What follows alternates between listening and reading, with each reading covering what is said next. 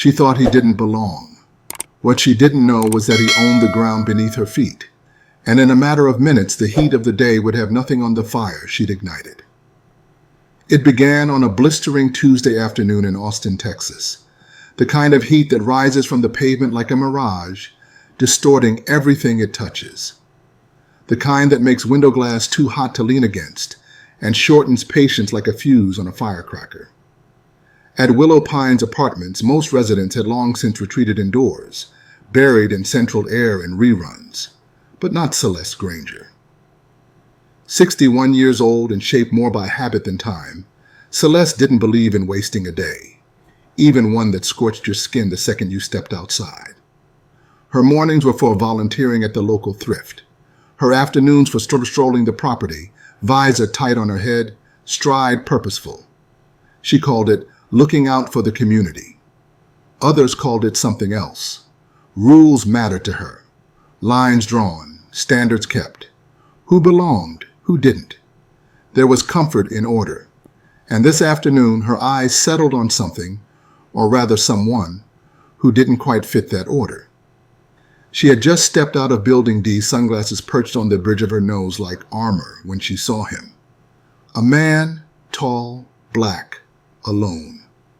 He sat at one of the shaded poolside tables, sipping from a reusable bottle, flipping through something thick and intimidating. Maybe a textbook, maybe a finance journal, maybe both. His clothes were clean but simple. Khaki shorts, a navy polo, nothing loud, nothing sloppy. But he wasn't familiar. And for Celeste, unfamiliar was enough to warrant investigation. She didn't slow down. "Excuse me," she called, her voice cutting through the heavy summer air. She adjusted her stride into something brisk, assertive. "Hi, yes you. Which unit are you visiting?" The man looked up. His expression wasn't defensive. If anything, it carried the mild curiosity of someone interrupted at the end of a chapter. He calmly closed his book, resting his palms flat on the table, like someone being polite, perhaps too polite. "I'm not visiting anyone," he said, his tone steady. Celeste's shoulders straightened as the phrase hit her ears like a spark hitting dry brush. "This pool is for residents only," she said sharply. "Guests need to be accompanied at all times. That's in the lease agreement." "I know," he replied, unbothered. "I'm not a guest." There was something about the way he said it. Quiet. Direct. Like it was a fact that didn't need elaborating. But for Celeste, it only deepened the gap between what she expected and what she saw. She narrowed her eyes. "Then, who are you?" A pause. He didn't leap to explain himself. He didn't scramble to prove his legitimacy. Instead, he offered a careful answer, the kind weighed for tone as much as truth. "I'm just spending some time here." "Right." She crossed her arms. "Well, I'm going to need your unit number. If you can't provide that, I'll have to call the office. We've had issues before. People sneaking in." She delivered the last part like a warning, one foot angled like she might turn toward the leasing office any second. Her voice held a note of finality, of threat wrapped in protocol. The man didn't react with anger. He didn't stand up. He didn't raise his voice. He simply looked past her for a moment. Not with dismissiveness, but with contemplation. As if he were weighing the cost of continuing this conversation. As if he had lived this scene before. Too many times. Behind them, the faint buzz of a lawnmower carried in the air, mixing with the gentle rustling of hedges along the pool gate. It was all perfectly ordinary, except it wasn't. Because what Celeste didn't know, what none of the watching residents from nearby balconies or shaded corners yet understood, was that the man she had just accused of trespassing quietly, legally, and without fanfare, owned everything around her, every unit, every square foot of cement she guarded like sacred ground, including the one she lived in, and he hadn't said a word of it. Not yet. "I don't live in any one unit," he said finally, voice even, tone measured. "But I'm not trespassing." And that did it. Celeste's eyes sharpened. Her posture tightened. The calm refusal, the lack of fear, it irritated her in ways she couldn't quite name. "You don't live here," she snapped, disbelief curling into accusation. "Then you're not allowed to use this pool. I don't care what you think is okay. If you don't leave right now, I'll report this." The words rang out, clipped and loud enough to carry to the second floor. Now 2 residents on their balconies had paused their afternoon scrolls and leaned over the rails. One tilted his phone to record just in case. Another woman, seated beneath a striped umbrella at the far end of the pool, lowered her sunglasses and leaned forward, her book forgotten in her lap.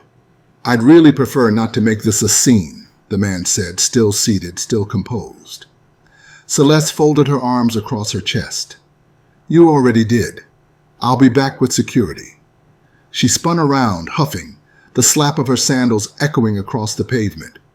Her muttering was half audible, something about rules and entitled nonsense, as she stormed off in the direction of the leasing office. But she only made it 3 steps. Then came his voice again. Not loud, not confrontational, just clear, unapologetically calm. "You might want to take a look at this before you go." Celeste stopped. The certainty in his voice anchored her in place. Slowly, she turned. He had pulled out his phone. With a few quick taps, the screen lit up with a familiar interface. Then he held it up, not to boast, not to gloat, but simply to show. There, glowing in the Texas sun, on the HOA management portal, was his name in bold, unmistakable print. Dr. Taven Elridge, property owner. Willow Pines, LLC. Celeste stared at it. For a beat too long, she blinked once, then again, like the text would change if she squinted hard enough. From above, one of the residents exhaled a surprise, "Wait, what?" Another, an older man walking his dog down the curved path, slowed to a halt, glancing over just in time to catch the tension thickening in the air. His dog stopped too, ears perked. Celeste's mouth opened before her brain caught up. That doesn't mean you can just—" "Yes," Taven said softly, standing now. He was tall, but his movements were unthreatening, controlled, dignified. "It does." The phone was still in his hand, the screen still visible, but now it didn't matter. The moment had shifted. So had the power in it. "I bought this complex 3 months ago," he continued, tone still gentle, still restrained. "Quietly. I'm not one for announcements." Celeste blinked hard. You own Willow Pines?" He nodded once. "All 132 units." And just like that, the weight of her assumptions collapsed in on her. But it wasn't just Celeste who stood in stunned silence. The ripple effect was spreading. You could feel it, see it. Balconies held more eyes now, curtains swayed as someone peeked from behind one. A mother with a stroller froze mid-step.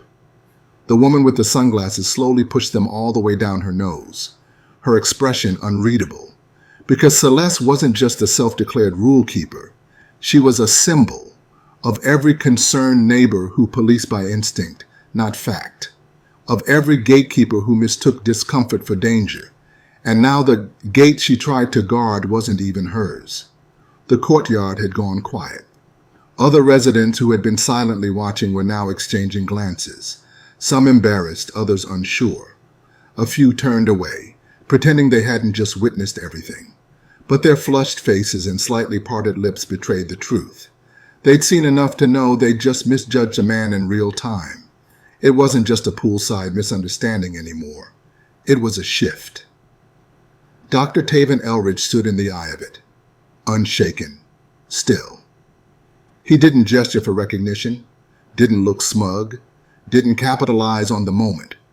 That wasn't his way. He'd never liked fanfare, never needed the spotlight. He preferred the corners of the room, the quiet parts of a story where most people stop listening. He believed in watching before acting, learning before leading, listening, not lecturing.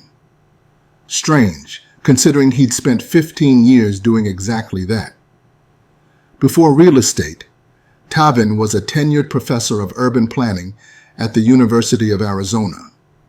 His research didn't just exist in journals. It walked the streets.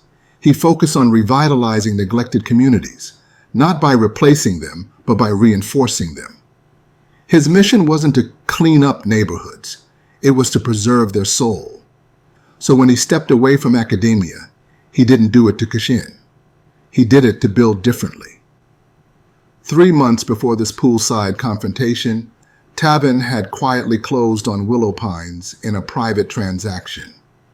No press releases, no celebratory signage, just a few signatures and the keys to 132 units of potential. The place was aging. Paint faded in places, fences a little crooked, but it had something too many newer complexes didn't: roots. Most tenants had been there for years. Some were retirees, some were hourly workers, some were in transition between chapters, but they still said hello in the parking lot, still helped carry groceries up the stairs. They lived here like it mattered. And so did he. Tavin didn't arrive with a property management team in tow. No clipboard, no khakis, no branded polo shirt declaring ownership. Just himself, a beat-up SUV, and questions he never asked out loud. He wanted to understand the rhythm of the place. Who watered plants in the mornings? Who walked the dog after dark? Who always waved and who never did? He was there to observe, not impose. Because ownership to him wasn't about control. It was about responsibility. A week after taking ownership, he attended a Friday night board meeting. He didn't announce who he was, didn't sit at the head of the table.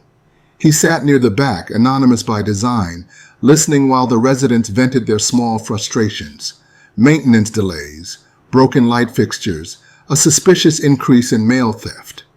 The tone wasn't angry, just tired.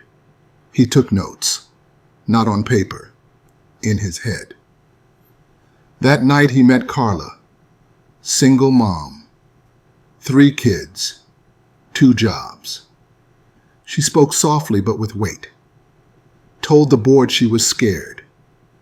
Scared her rent would go up now that someone new had bought the place. That fear wasn't new. It lived in the hearts of working-class renters everywhere. Tavin didn't say a word. He didn't correct her, didn't introduce himself. He just listened. And the next day, the light near the laundry room was fixed. Within the week, new mailboxes were ordered. And he left standing instructions with management. No rent increases for 6 months. No one knew it was him. That's how he preferred it. People like Carla reminded him of his mother, a woman who raised 3 boys alone while working the front desk at a walk-in clinic in Tempe. She didn't have time to complain. She had mouths to feed and shoes to stretch. She was grace under pressure, always moving forward, always invisible to the people she served. Tavin learned early what strength really looked like.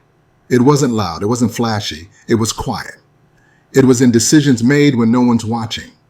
In the restraint to stay seated when accused. In the calm to speak truth without anger. In knowing who you are, even when others don't. Especially when they don't.